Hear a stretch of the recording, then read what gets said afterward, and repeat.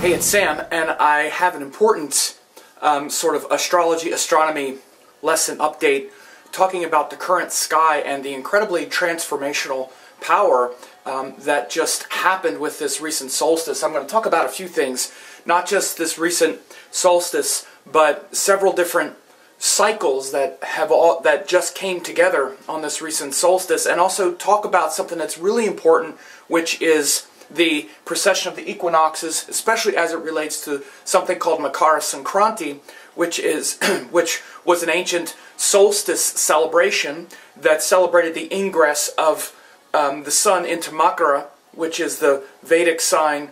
Well, it's the Western sign of Capricorn. Makara means crocodile. It's the same sign as Western astrology, Capricorn. So basically, when the sun goes into Makara, there's a celebration. Thousands of years ago, it was to celebrate the return of the light, or the days starting to get long. The exact same solstice celebration that we now celebrate around Christmas and New Year's. Those are also celebrations of the winter solstice. So, but I want to explain a few things first. The winter solstice, we celebrate the return of the light because it's the darkest point in the year. So this year, the winter solstice happened late, at least here in the United States, late on Sunday night. So Saturday and Sunday recently, and especially Sunday night, you might have experienced incredible amount of darkness, not necessarily in a bad way, but being emptied of where am I going? What am I doing? What is my vision? What am, not being able to see what you're doing. And it's an incredibly rich time for unconscious patterns to be revealed in yourself. When there's introspection brought into darkness, there's enormous light that follows.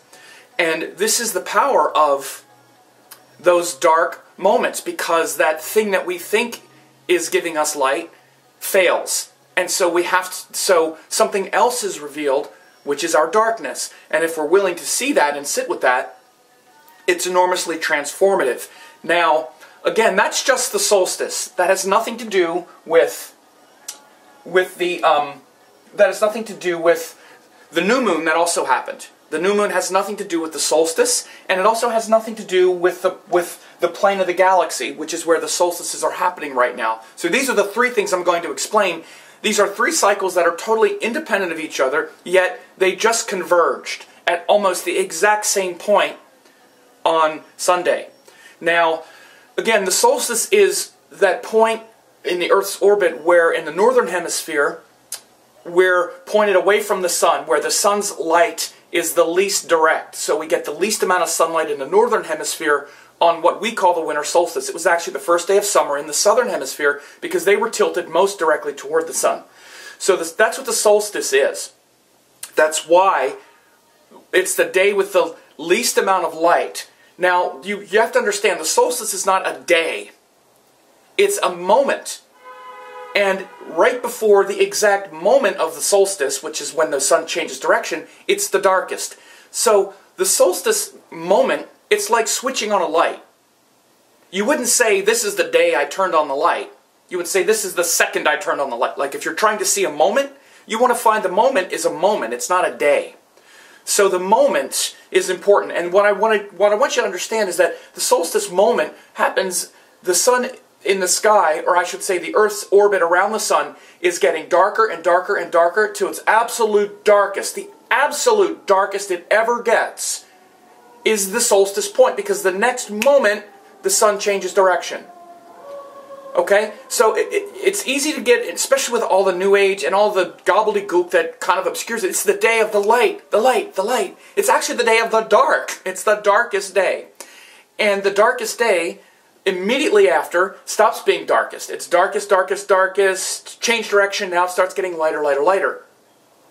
But we're coming from a place, the return of the light happens from the point of the deepest darkness. So you want to understand it's a moment that occurs.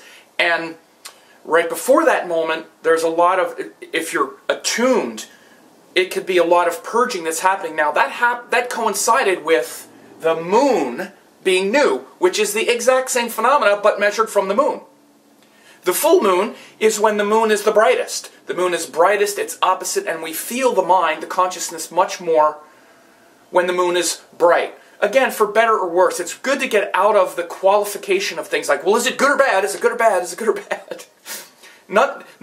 Nothing is good or bad. It can all be good or it can all be bad. It depends on if we understand what it is and if we're in alignment with it. With the waning moon getting darker and darker and darker, it's the same thing. The new moon occurs at the moment when it's the absolute darkest. Then the next moment, when sun and moon come together exactly, that starts the first, what's called the first tithi, or the first lunar day. But before that, it's as dark as it ever gets. So the moon keeps getting darker and darker and darker and darker, as dark as it ever gets. Then it comes into exact conjunction with the sun, and then it starts getting lighter, lighter, lighter. 1 second, it's as dark as it gets. The next second, it starts waxing, waxing, waxing, waxing, waning. Instantly, there's a shift. So again, that same kind of depletion, which is a good word for it, and again, that's not a pejorative statement. When something is depleted, it doesn't mean it's bad, because if you're depleting that which is negative, it's actually could be seen as positive. But as you're depleting the negative, something has to replace it. If you're depleting one negative with another negative, then it's going to be a depletion of one negative replaced with the installment of another negative. Like if you're replacing something, let's use an example like, I'm never going to make this relationship work, and this relationship is wrong with me, or this relationship is bad, it's never going to work, this person, and you know, it's because this person is blah, blah, blah, blah, blah, and so you install one depletion with another. It's because this person is this way, it's because everybody sucks, it's because I'll never be happy. You're replacing one depletion with another one. And this is what we typically do. This is why negative tends to feed negative. Because we're replacing the thing that's trying to be taken away with the same thing that created the problem in the first place. This is called samskara. We're stuck in a wheel of a cycle of karma where we say, I can't stand that anymore. You need to do this or you're out of here. Or we get in some kind of lather. We get worked up about something, rather than replacing it with something positive, which is, in this type of situation, it's looking at our mistakes. Saying, this relationship isn't going to work, this isn't going to happen, you know, because I have this problem, or let's say this situation isn't right. I'm using relationship because we're always dealing with people and we tend to project the negative onto the other one, saying, this is my issue, this is my problem. We can also turn that into a negative. That's why it's because I'm a failure, it's because of the way I was treated as a child, it's because I'm... And again, we go into another negative loop. Again, this can happen when there's a depletion, like with a new moon, like with a solstice. They're both things that are trying to take away and negate something. They're ends of a cycle and the beginning of another, like simultaneous. So the same thing was happening with the moon on Sunday, which is that, you know, the moon is the mind and consciousness and our habits based on our memories and what we've received and how they make us feel. And it's the, you know, the moon is really the storehouse and it's really the kind of, sort of like the container of our, what are called samskaras or karmas, and how they feel psychologically in our mind.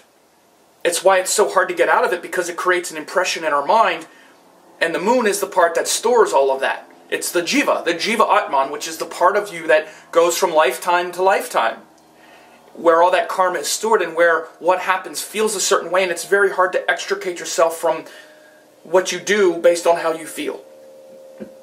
That doesn't mean you can't, and you do it all the time when the pain gets bad enough. And when you see planets like in a natal chart, this is what happens. When they're in really difficult dignity, we wind up getting out of the soup, but we wind up doing it after there's enormous pain, because we're more ignorant to that process. When planets have more wisdom, we don't need to suffer as much before we start to make a change, as an example. So the moon is the aggregate of that whole thing, that whole level of consciousness within you as the jiva, as the separate being, trying to evolve consciousness. So on a new moon, that gets depleted. Now, again, there was a depletion of the new moon on Sunday. There was also the depletion of the solstice, which is a 6-month cycle. Okay, so again, both of those things were like... So again, it could be easy to say, oh, that's terrible, but it's also a great opportunity, if you're courageous, to really look at your negative tendencies and the things that you were hoping were going to, you know, give you something that you want, and how what needs to happen is you need to calibrate and uproot the negative and plant a new type of seed. And that part of it has to do with Mula Nakshatra. This is Mula Nakshatra. So Mula Nakshatra is where this happened. And it's right on the galactic plane. I'm going to talk about this in a minute. I haven't even talked about the galactic plane yet. I've talked about solstice and the new moon. Again, these two things have nothing to do with each other, and they lined up. Just the solstice and the new moon lining up are important. But those two things lined up, and they lined up in the nakshatra of Mula, which is right on the plane of the galaxy. The plane of the galaxy runs through 640 Sagittarius to 640 Gemini in the sidereal zodiac, which is what I'm looking at. This is the zodiac used in Vedic astrology. It's the zodiac that's accurate with the stars in the sky, not the seasons, which is what Western astrology uses. Western astrology uses that tropical zodiac, which shows the zodiac moving through thousands of years based on the wobble in the Earth's axis. So this plane of the galaxy has always run here. This is where it's always been. It's 640 Gemini, approximately. You know, we're talking seconds of arc here, but 640 Gemini to 640 Sagittarius. That's where the plane of the galaxy is now. Or I'm sorry, that's where it's always been. But now it coincides with the solstice, which used to be here. Actually, let me explain that in a minute. But this nakshatra where this happened, Mula, the symbol Mula literally means roots. Root. And it's the root source, the source of power, the root of power. Just like if you want to plant a garden, you can't just trim the weeds that are there. You need to pull them out by the roots. Right? You're trying to plant a garden somewhere, and there's some fertile soil, but that soil has grown a lot of weeds. And so you try to plant a rose bush there, it ain't going to work. First you need to get rid of the weeds, but you can't just trim them. You need to dig them out, uproot them, and re-till the whole thing, for example. That's the, you know, you might say, yeah, that's great, because then you're going to plant flowers. But what we tend to do in our life is we want flowers everywhere, there's weeds growing, and we don't want to uproot anything. The process I was just talking about looking at your negative samskaras and doing something about it, is the same thing. You don't want to actually take a shovel and dig that stuff out and throw it away and start anew. You don't want to do it. You want to hang on to some version of what you think is right, what you think, well, this is the way it was before, and this is right. I have this, and this, I need to bring this into this thing too. And if this new beautiful thing I want to create doesn't have some of this too, then it's not good or whatever. And we're trying to balance extreme negativity with some hopeful future, and sometimes, I mean, we have to do that on some level. We can't throw everything out, of course, because we have a certain, you know, we have standards and we have morals and we have guiding principles, but we need to have a lot of discrimination about a new thing that we're trying to create and how many weeds are obscuring it and what needs to be pulled out by the roots. And again, right now, with what just happened, so many cycles coming together and the capacity to uproot and pull out things that just need to be discarded. There are some things that just need to be discarded, and they happen naturally. You will do them at some point. It just is a matter of how much pain do you have to go through, how many mistakes do you need to go through before you get tired and pull it out by the roots. Like I said, the planets in our chart that are more intelligent, that are more dharmic, we don't need to suffer intensely before we uproot those things and get rid of them in our life. But the ones that are difficult and more entrenched and more dark, that have more of a sort of habit gravity to them, which is a kind of way I like to refer to karma, to deeply entrenched negative karma, it's like habit gravity. We just go right to that thing. We don't even question it. You need to question these things right now. It's an incredibly fertile time to really question this stuff and contemplate the idea of uprooting it entirely and saying, this is my fault. I keep screwing this up over and over again, and it's holding me back. And it's probably something that you also really get a lot of power and benefit from. They're simultaneous, but you need to be able to have discrimination to pull some of it out and say, but this part of it needs to go, right? This is what Mula is about. Mula Nakshatra is about planting seeds and the root source of power, that everything grows from a root source, which starts with planting a seed, which starts with destroying what was there before. This is why the deity here, the goddess Niriti, the goddess of destruction, it's like destruction, calamity, that's bad. Well, it's bad if you don't have any discrimination. If it's good and you know what to destroy, it's great. You destroy something that doesn't belong. Again, we don't do that. We destroy the wrong thing. We destroy the thing that's keeping us in our comfort zone. We destroy the thing that makes us comfortable and safe and feel safe. That's usually the thing that's also in our way. So these are all big challenges now. And again, these are two cycles that lined up. This is the new moon on the galactic plane.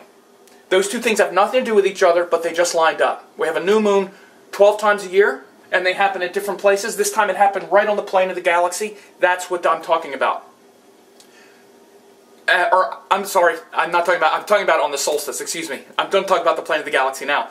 I was just talking about the plane of the galaxy because it's Mula Nakshatra, which is where the plane of the galaxy falls. So actually, those are the three things. The new moon on the solstice, again, these two things have nothing to do with each other, because we have 12 new moons a year. To have it fall very close to the solstice is incredibly transformative, because both of them are cycles of subtraction, of taking something away and establishing the new. The darkest day, right before the light. The darkest moment in the mind, right before the next waxing cycle. Now they're happening again on the plane of the galaxy. The plane of the galaxy right now is also coincides with Mula and all of that transformative energy I just talked about uprooting. All of that now coincides with the solstice. So the solstice now happens on the plane of the galaxy. Again, these two things have nothing to do with each other. The solstice has nothing to do with the galactic plane. Because 2,000 years ago, the solstice happened at 0 Capricorn using the sidereal zodiac. You see this line, solstice 2,000 years ago happened at 0 Capricorn and 0 Cancer. Okay? In the ancient text, Varahamihira, who wrote Brihat Jataka, wrote Brihat Samhita, he talked about how the solstices now happen at Makara and Kataka, which is Cancer and Capricorn. And we celebrate the return of the light on Makara Sankranti. Now he wrote this like 1,500 years ago, when Makara Sankranti happened, when, based on the sidereal zodiac, this was where the solstice occurred. Now, because of the precession of the equinoxes, the solstice occurs right here. And it occurs at the same time of Makara in Western astrology. And it's always going to occur there because their astrology is based on the solstices. I'm not going to discuss that at this point, but their astrology is based on the solstice and equinox points. Vedic astrology is based on the sidereal zodiac of the stars. So 2,000 years ago, based on the precession, Makara Sankranti did happen it was Makara Sankranti in sidereal zodiac, because the solstice happened right here. 1,500, 2,000 years ago. Now, because of the precession of the equinoxes, it happens right here.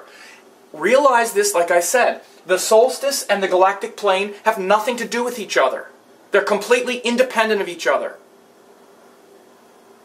The reason it's so transformative now, and I'm saying the reason these times are so transformative now, that we're living in for the last 50 to 100 years, is because this conjunction of the solstices, notice I'm saying both, because summer solstice also happens on the galactic plane, have been occurring on the galactic plane for the last 50 to 100 years. And I say this as a rough estimate because it takes, this precessional cycle is about 1 degree per 70 years. Okay? Or it takes 70 years for this to precess 1 degree. 1 degree you want to understand, this is not just arbitrary. 360 degrees, 1 degree is like one solar, it's for the sun to move 70 degrees. So it takes the sun 70 years to move 1 degree. That's what we're talking about when we say 1 degree. So this solstice happens every year. So it takes 70 years for the sun to, or for this point to process 1 degree. So it's been happening on this solstice time, or I'm sorry, the solstice has been happening on the galactic plane 50 to 100 years, somewhere in that. This is also the significance of why the Mayan calendar, there is absolutely no coincidence that the Mayans, who were incredible mystics, that the end of their 5,125-year cycle happened on the winter solstice, at the same time that this shift is happening. I'm not going to get into all the astronomy behind that, but the fact that the date was December 21st, 2012, it could have been 2013 or 14. It really, the year 2012 is less significant in the astronomy of this than the December 21st part, because it clearly shows it's a solstice event.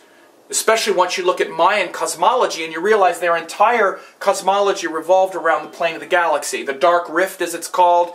You have all kinds of symbology. This is the tree of life and the twin heroes up here. Their whole Popol Vuh creation myth is about the twins falling out of the tree of life. All kinds of symbology. It totally revolves around the plane of the galaxy. So to have their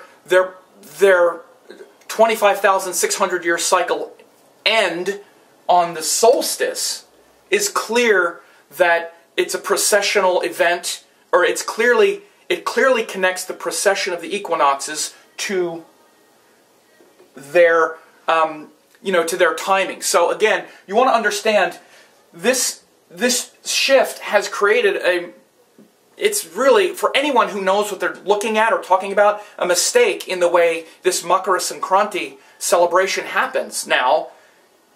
Because January 15th or so, when the sun, because, we just had the sun cross the plane of the galaxy on the solstice. The sun, on the solstice day, the sun went right here.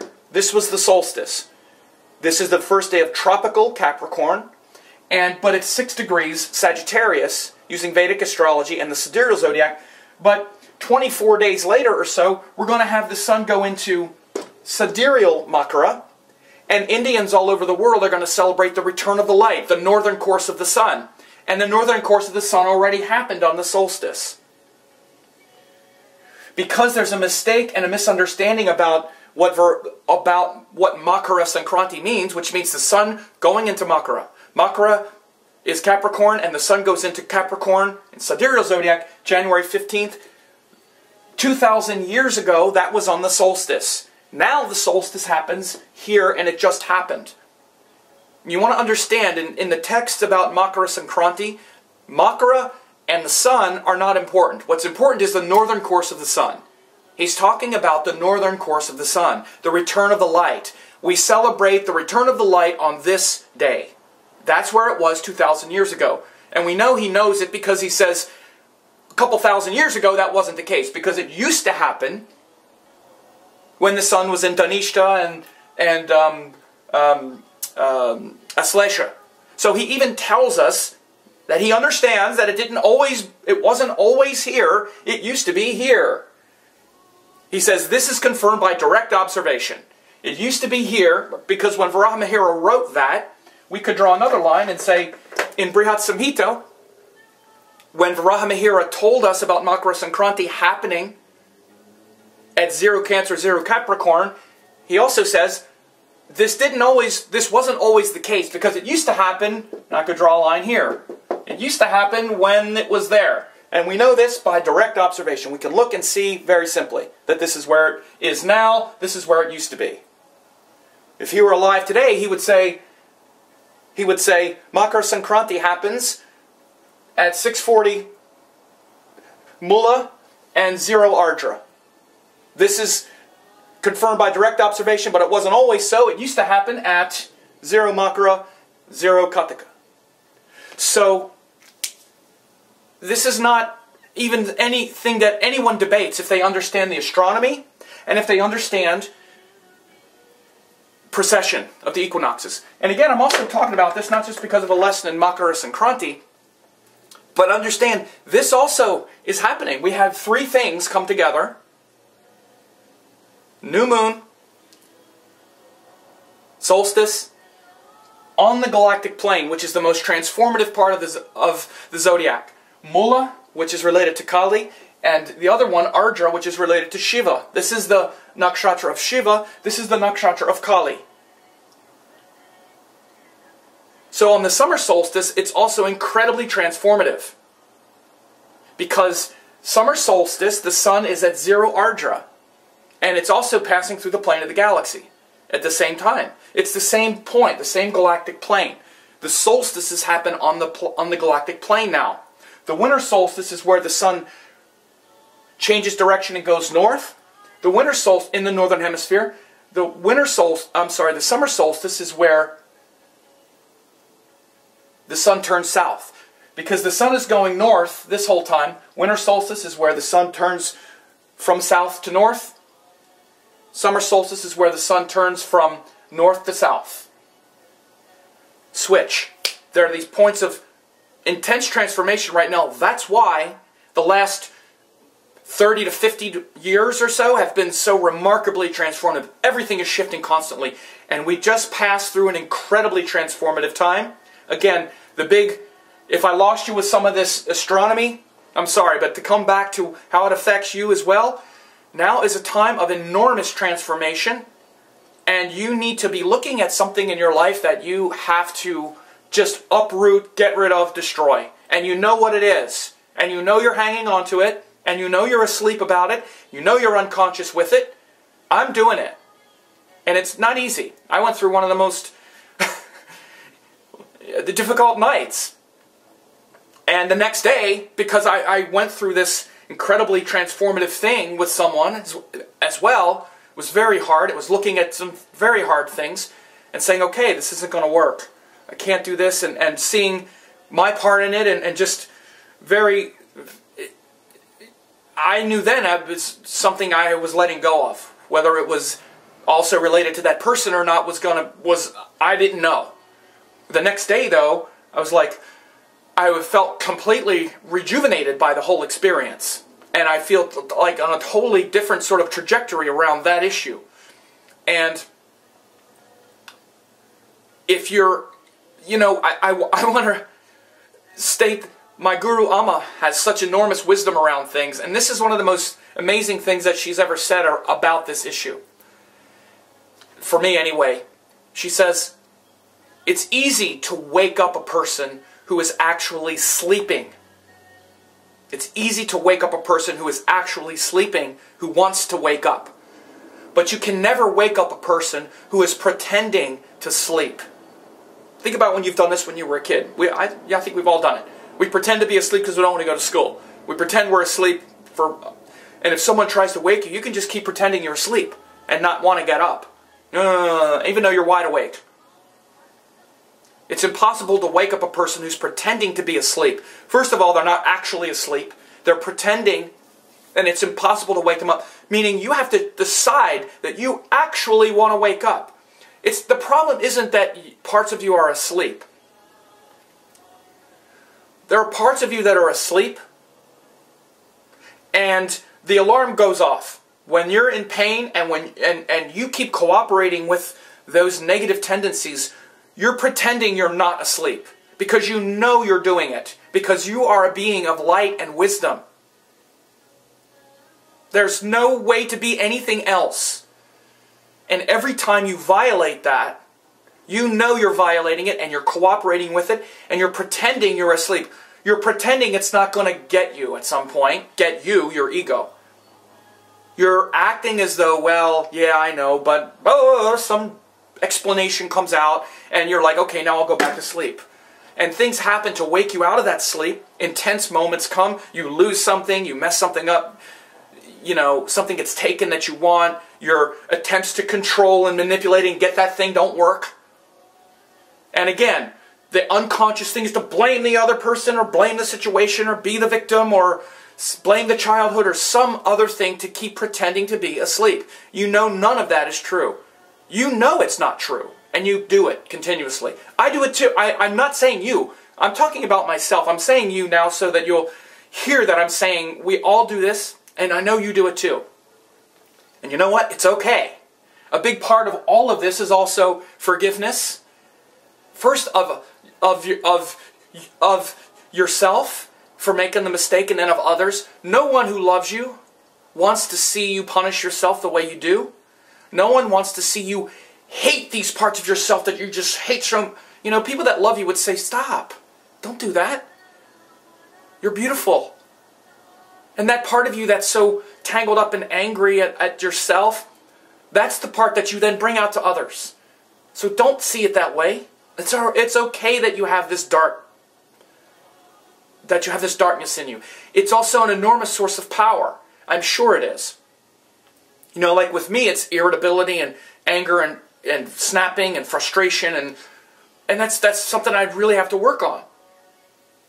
But that is also a part of me that has the courage to defend the truth and to do things like this, and even though I might not feel like it or I'm outside my comfort zone, because it's worth it, I'm going to do it. It's the same energy. You might like to see it here, but maybe if you got to know me more, to be like, God, he's really hard to deal with. It's true. Okay, so I mean, these are things that I have to introspect about. We all have the same thing often that leads to our enormous greatness is in an extreme, you know, like in a personal situation or moment to moment, or in other ways can be an imbalance or a part of us that is unconscious that we need to bring into more light. So now is a great time to do that. Really think about it. I know this was long. There's a lot to say. This is big stuff. And I'm talking about some really important things. You want to understand there are 3 major cycles that just came together. All 3 of them are very transformative. The new moon, 12 times a year, sets a trajectory for that month when sun and moon come together. And you want to pay attention to this. I talk about this in my forecast all the time. These are the cycles of our life. You should get my forecast, by the way. You should get my member forecast so you know when these things happen. And I break them down all the time. So there are 12 touchstone points each year when sun and moon come together that set that intention. Right? We have eclipses on 2 of them, but the others are also important. But this new moon happened on the solstice, which is an incredibly transformative point. Only happens twice a year. The sun is either going north or south. The solstice is when it switches. So it's a time to switch. The winter solstice is a time to be letting go of something that's negative and starting a new course. That's why it's almost like the new year. That's why we celebrate the new year right around this time. The Gregorian calendar is a way to try to approximate these energies. That's why we celebrate Christmas, the return of the light, the Son of God, all of that. It's a metaphor for this. Christmas is a solstice celebration. In India they call it Makara Sankranti. It's supposed to be a solstice celebration. That's why we do the New Year right around there too. So it's really like the New Year in many ways. The sun has gone north. Only happens twice a year when it changes direction. And then the other transformative thing is anytime planets cross the galactic plane. Anytime planets go over Mula or Ardra, they're very transformative. That's the section of the zodiac where there's all kinds of ionization and radiation and stuff from the plane of the galaxy. And if it wasn't for the heliosphere of the sun, it would also be very dangerous to us. I'm not going to get into all of that, but it's not just foofy New Age stuff either. This is the truth. The center of the galaxy, the galactic. Now again, we don't pass through it literally, but our alignment with it visually, which is what we do when we do astrology, the energy behind these planets is emanating from the plane of the galaxy at that time. So all 3 of these things just lined up. So it's enormously transformative, and if you're not transforming this, there's a chance that you're really doubling down on hanging on to your darkness and deepening the roots to things that you need to uproot. And this is the sign from the cosmos right now. And those of you who get my forecast know I don't say this kind of stuff. I don't just go off this long about things like this, but it's true. This is not like just anything. This is huge and it implicates, you know, the Makara Sankranti, the plane of the galaxy, the new moon, the northern course of the sun, which by the way is also regaled in all literature. It's also called the Devyana, which is the path of the gods. So bear these things in mind. I hope things are going well for you, and leave me some messages. Let me know what you think of this, and share this with others.